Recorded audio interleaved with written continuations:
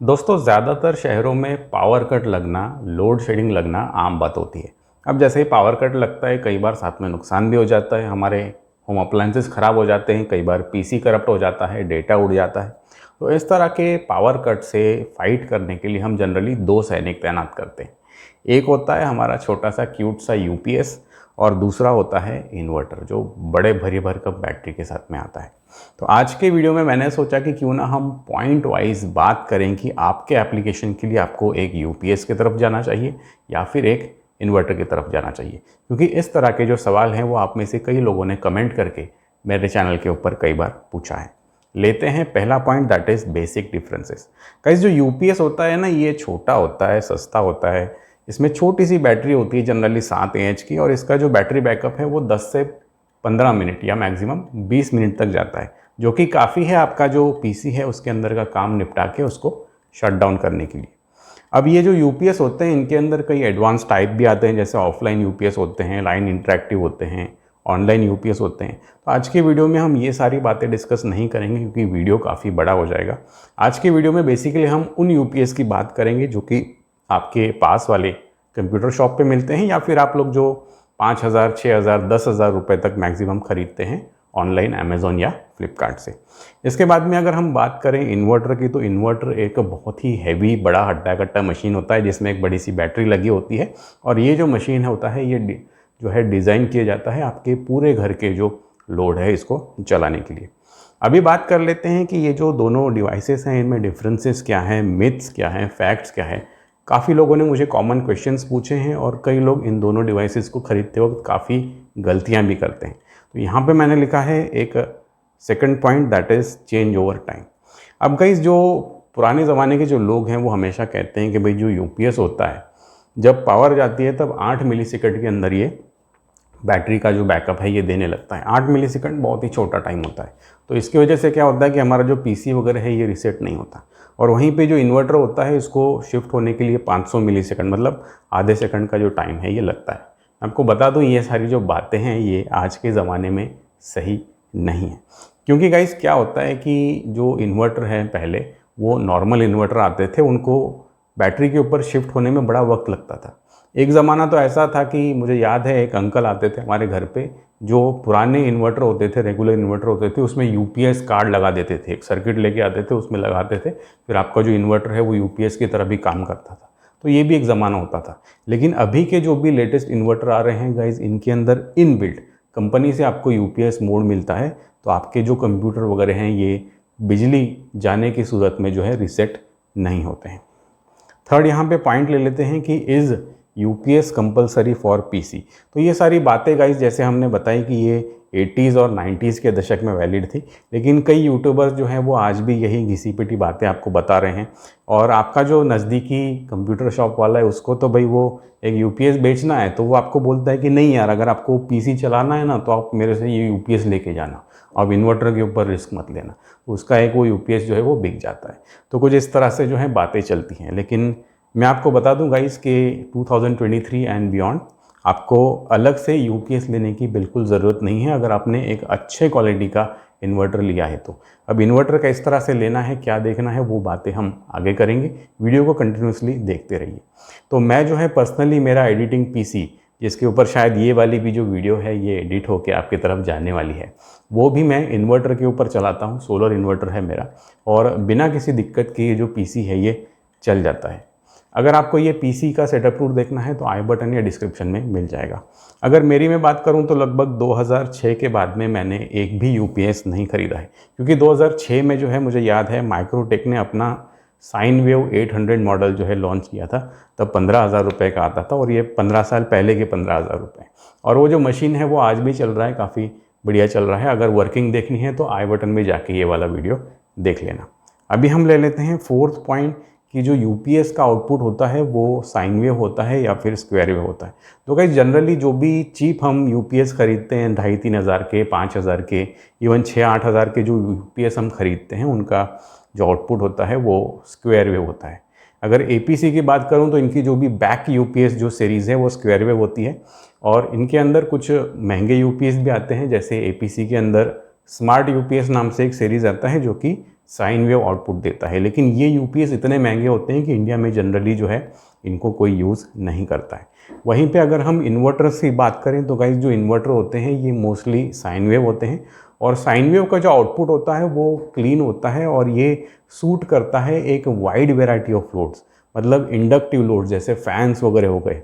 इसके बाद में कैपेसिटिव मोड्स, मतलब जो एसएमपीएस पावर सप्लाई वाली चीज़ें हो गई, एलईडी बल्ब हो गई, हमारे पीसी हो गए, और साथ में रेजिस्टिव लोड मतलब जिसमें फिलामेंट है या फिर हीटर है उस तरह के। तो जो साइन वेव आपका इन्वर्टर है वो हर तरह के जो लोड है उसको बखूबी चला लेगा, और मैं आपको यही रेकमेंड करूँगा कि आप जब भी कोई इन्वर्टर परचेस करें एक साइन वेव इन्वर्टर ही परचेस करें।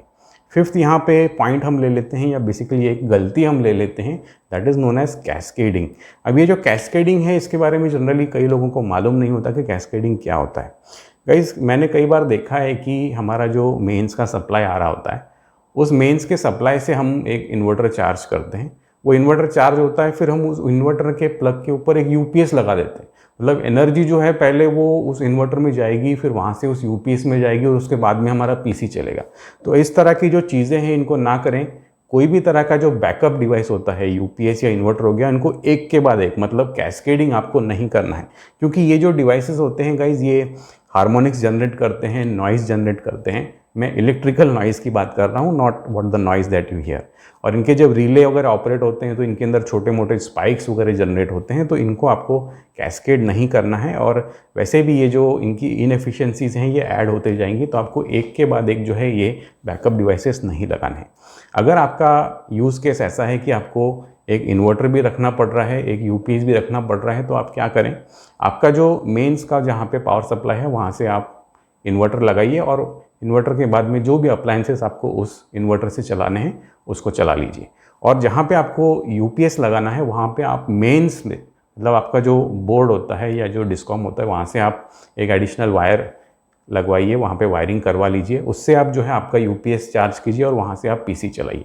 तो दोनों के जो यहाँ पे कनेक्शन है, जो वायरिंग है वो सेपरेट रहेगा, तो कोई भी दिक्कत होने का चांस जो है वो नहीं रहेगा। सिक्स्थ पॉइंट यहाँ पे ले लेते हैं गाइस। मुझे कई लोगों ने कहा है कि हमारा जो छोटा यूपीएस होता है क्या हम उसमें बड़ी बैटरी लगा दें।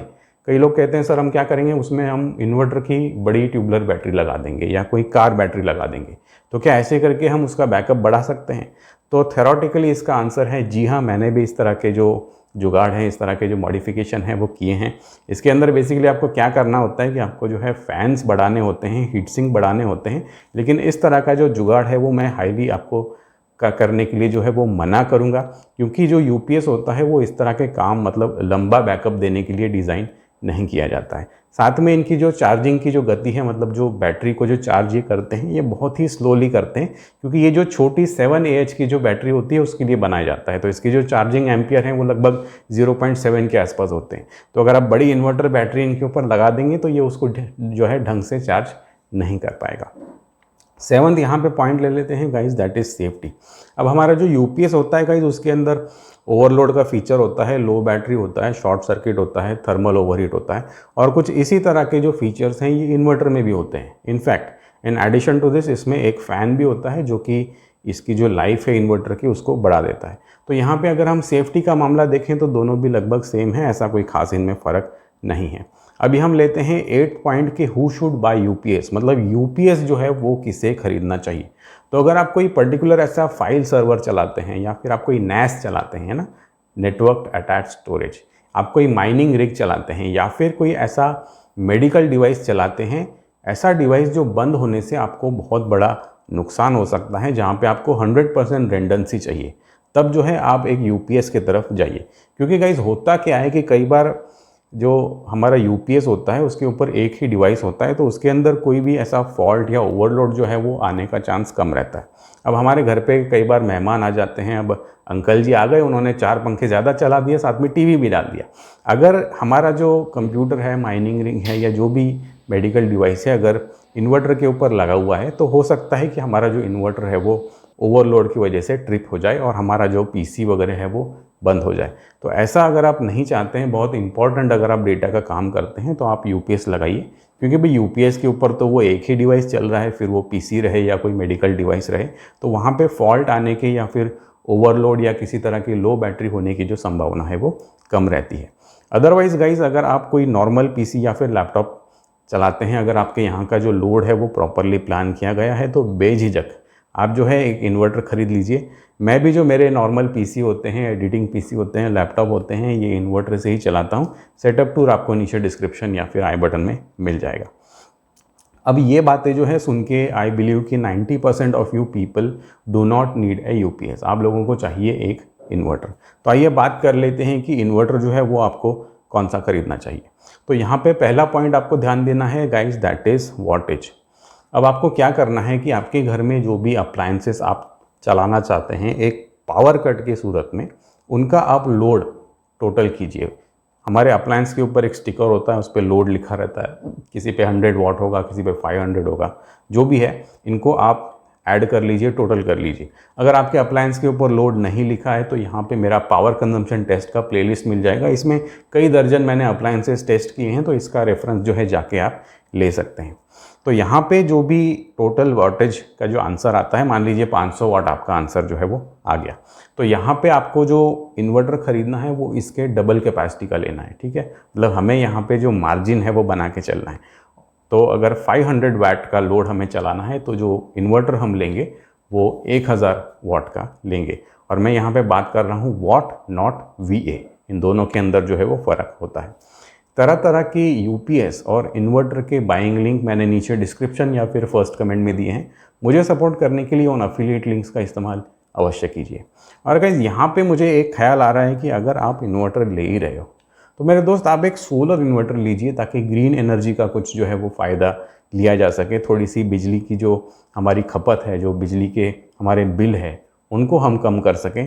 तो यहाँ पे मैं आपको रेकमेंड करूँगा, कुछ 2 कार्ड्स आएंगे। इन कार्ड के ऊपर डायरेक्टली आप आपके माउस या फिंगर से क्लिक कर सकते हैं और कुछ रिकमेंडेड सोलर इन्वर्टर्स के बारे में ज़्यादा जानकारी ले सकते हैं। आज के वीडियो में इतना ही guys. Take care and have a nice day.